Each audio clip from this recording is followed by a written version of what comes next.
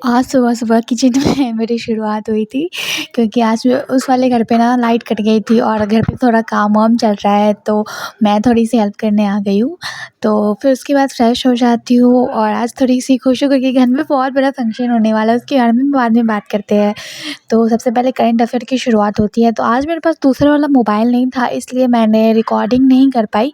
पर आज मैं रिवीज़न भी कर रही हूँ, इसलिए मैं करंट अफ़ेयर की जो इम्पोर्टेंट चीज़ होती है वो मैं नोट डाउन कर लेती हूँ, ताकि मैं उसका भी रिवीज़न कर सकूँ क्योंकि आप एक मशीन या कोई जीनियस इंसान नहीं, जो करंट अफ़ेयर की हर चीज़ बस देखने से याद हो जाएगा। इसलिए जो भी इम्पोर्टेंट वाली चीज़ होती है वो नोट कर लेना चाहिए, ताकि बाद में आप उसको एक बार देख लो तो आपको वो फिर से रिवाइज़ हो जाए या फिर वो आपके दिमाग में फिट हो जाए। तो इसलिए मैं रिवीज़न भी कर लेती हूँ वो चीज़। करंट अफ़ेयर भी एक पढ़ने वाली चीज़ होती है कॉन्सेप्ट के साथ, और उसको भी नोट डाउन करनी चाहिए, ये मैं हर एक वीडियो में बताती हूँ। तो आप सभी का बहुत-बहुत स्वागत है मेरे यूट्यूब चैनल पे। और जैसा कि आप सभी जानते हैं, मैं टीआरई 4.0 में पीआरटी की तैयारी कर रही हूँ और ये रिवीजन सीरीज़ में आप सभी का बहुत-बहुत स्वागत है, और मैं आई होप कि आप सभी भी तैयारी कर रहे होंगे। रिज़ल्ट के इंतज़ार में आप नहीं बैठ सकते। आई नो कि पढ़ाई नहीं होती है, लेकिन फिर भी हम लोग अपने टाइम को वेस्ट नहीं कर सकते हैं। और जैसा कि करंट अफ़ेयर पढ़ने के बाद मैं जैसा कि हर रोज़ मॉडर्न हिस्ट्री एंड पॉलिटी की रिवीज़न करती हूँ, क्योंकि रिवीज़न नहीं करेंगे तो सारी चीज़ें भूल जाएँगे।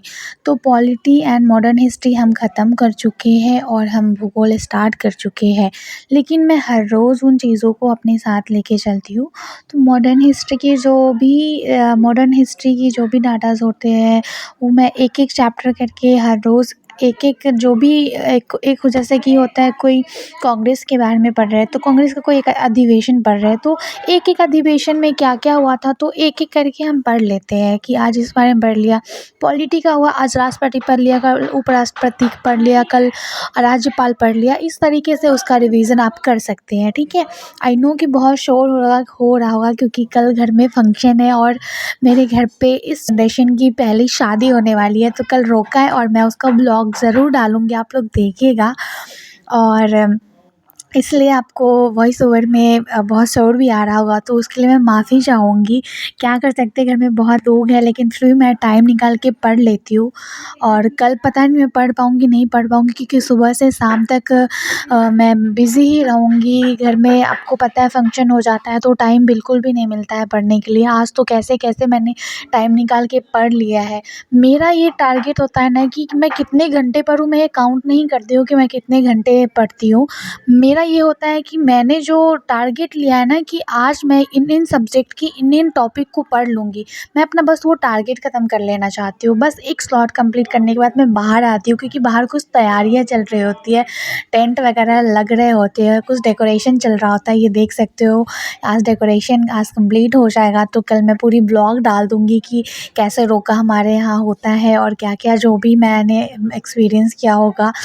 तो मैं बहुत एक्साइटेड हूँ कल के लिए। तो कल की बात कल करेंगे, अभी हम पढ़ाई की बात करते हैं। तो भूगोल में हम लोग पढ़ रहे थे ना दक्षिण की नदियों के बारे में, जिसमें हम नर्मदा नदी के बारे में पढ़ रहे थे और भी सारी नदियों के बारे में पढ़ रहे थे।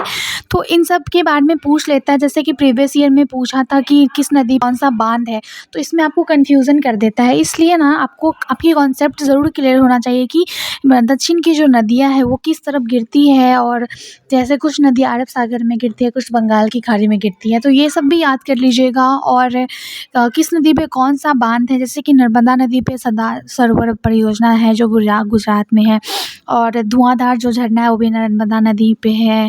ये सब, और उसका उद्गम स्थल क्या है, ताप्ती नदी है, और जो कि ये भी दक्षिण की नदियाँ हैं, और अरब सागर में गिरती है, सूर्य का निर्माण करती है। ये सब मेरे जो नोट्स है ये सब आप देख सकते हो, जहाँ पे मैं पढ़ती हूँ। महानदी है हीराकुंड।